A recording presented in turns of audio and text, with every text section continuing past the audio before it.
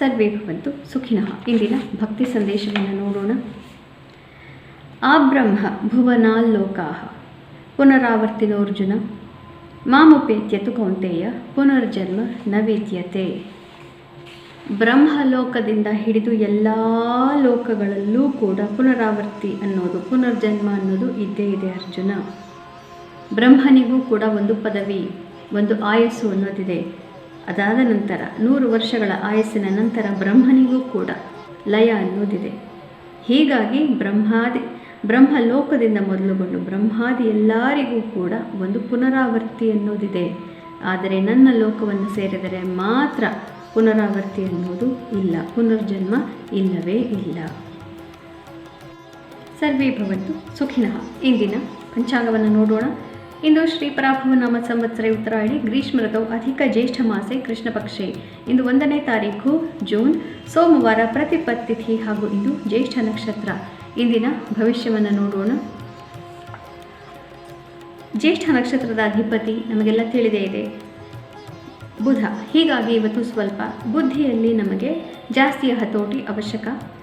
ಮತ್ತು ಬುದ್ಧಿ ಇವತ್ತು ಜ್ಯೇಷ್ಠ ನಕ್ಷತ್ರ, ಇವತ್ತು ಚಂದ್ರ ಜ್ಯೇಷ್ಠ ನಕ್ಷತ್ರದಲ್ಲಿ ಇರೋದ್ರಿಂದ ಬುದ್ಧಿ ಸ್ವಲ್ಪ ವಿಪರೀತವಾಗಿ ಓಡ್ತಾ ಇರುತ್ತೆ. ಜ್ಯೇಷ್ಠ ನಕ್ಷತ್ರದವರಿಗೆ ಈ ಇಂಟ್ಯೂಟಿವ್ ಪವರ್ ಅಂತ ಹೇಳ್ತೀವಿ ನೋಡಿ, ಅದು ಬಹಳ ಜಾಸ್ತಿ. ಹಾಗಾಗಿ ಇವತ್ತು ನಮಗೆಲ್ಲರಿಗೂ ಕೂಡ ಬುದ್ಧಿ ಸ್ವಲ್ಪ ಜಾಸ್ತಿನೇ ಚುರುಕಾಗಿರುತ್ತೆ. ಇದರಿಂದ ಅನಾಹುತಗಳಾಗದಂತೆ ನೋಡ್ಕೊಳ್ಳೋದು ನಮ್ಮ ಜವಾಬ್ದಾರಿ.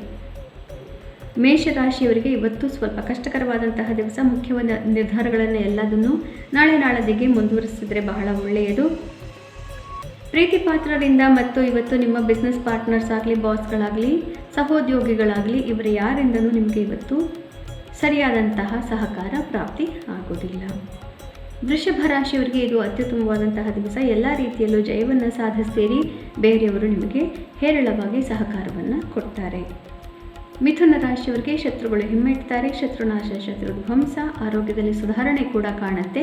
ಮಾತುಕತೆಯ ಚಟುವಟಿಕೆಗಳಿಂದ ಸಾಮಾಜಿಕ ಜೀವನದಲ್ಲಿ ಇವತ್ತು ಯಶಸ್ಸನ್ನು ನೋಡಬಹುದು. ಕರ್ಕ ರಾಶಿಯವರಿಗೆ ಸ್ವಲ್ಪ ಕಷ್ಟಕರವಾದಂತಹ ದಿವಸ. ಮುಖ್ಯವಾದಂತಹ ನಿರ್ಧಾರಗಳು ಬೇಡ. ಇನ್ವೆಸ್ಟ್ಮೆಂಟ್ ಇತ್ಯಾದಿಗಳಲ್ಲಿ ಇವತ್ತು ತೊಂದರೆ ನಿಮಗೆ ಒದಗಿ ಬರಬಹುದು. ಮಕ್ಕಳ ವಿಚಾರದಲ್ಲಿ ಪೋಷಕರು ಇವತ್ತು ಹೆಚ್ಚು ಜಾಗರೂಕತೆ ವಹಿಸಬೇಕಾಗುತ್ತೆ. ಸಿಂಹರಾಶಿಯವರಿಗೆ ಸ್ವಲ್ಪ ತಾಯಿ ಆರೋಗ್ಯ, ಸಂಸಾರದ ಜವಾಬ್ದಾರಿಗಳು ಇವೆಲ್ಲದರಿಂದ ತಲೆಬಿಸಿ ಜಾಸ್ತಿಯಾಗಿರುತ್ತೆ. ಯಾರ್ಯಾರು ಕೋರ್ಟ್ ಕಚೇರಿ ಮ್ಯಾಟರ್ಗಳು, ರಿಯಲ್ ಎಸ್ಟೇಟಲ್ಲಿ ಇದ್ದೀರಿ, ನಿಮಗೆ ಇವತ್ತು ಜವಾಬ್ದಾರಿಗಳು ಜಾಸ್ತಿನೇ ಇರುತ್ತೆ.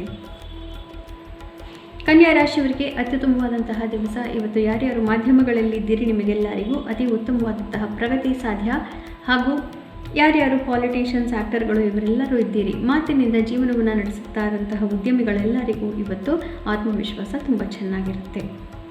ತುಲಾ ರಾಶಿಯವರಿಗೆ ಇದು ಸ್ವಲ್ಪ ನಿಮ್ಮ ಸಂಸಾರದ ಬಗ್ಗೆ ಹೆಚ್ಚಿನ ಗಮನವನ್ನು ಕೊಡಬೇಕಾದಂತಹ ದಿವಸ. ತಂದೆ ತಾಯಿ ಅಥವಾ ನಿಮ್ಮ ಕುಟುಂಬದವರು ಎಲ್ಲರೊಡನೆ ಇವತ್ತು ಹೆಚ್ಚಿನ ಸಮಯವನ್ನು ಕಳೆದು ಅವರಿಗೋಸ್ಕರ ನಿಮ್ಮ ಜೀವನವನ್ನು, ಸಮಯವನ್ನು ಮುಡುಪಾಗಿಟ್ಟಿದ್ದೀನಿ ಅಂತ ತೋರಿಸಬೇಕಾದಂತಹ ಸಂದರ್ಭಗಳು ಬರಬಹುದು. ವೃಶ್ಚಿಕ ರಾಶಿಯವರಿಗೆ ಇದು ಉತ್ತಮವಾದಂತಹ ದಿವಸ. ನಿಮ್ಮ ರಾಶಿಗೆ ಚಂದ್ರ ಪ್ರವೇಶ ಮಾಡ್ತಾ ಇರೋದ್ರಿಂದ 1 ತಿಂಗಳಲ್ಲಿ ನೀವು ಏನೇನು ಸಾಧಿಸಬೇಕು ಅದನ್ನೆಲ್ಲದನ್ನು ನೀವೀಗ ಮನವರಿಕೆ ಮಾಡಿಕೊಳ್ಳಬಹುದು. ಹಿಂದಿನ 2-3 ದಿನಗಳಲ್ಲಿದ್ದಂತಹ ಸಮಸ್ಯೆಗಳಿಗೆ ಇಂದು ಪರಿಹಾರ ಪ್ರಾಪ್ತಿ. ಧನು ರಾಶಿಯವರಿಗೆ ಸ್ವಲ್ಪ ಕಷ್ಟಕರವಾದಂತಹ ದಿವಸ. ಮುಖ್ಯ ನಿರ್ಧಾರಗಳು ಬೇಡ.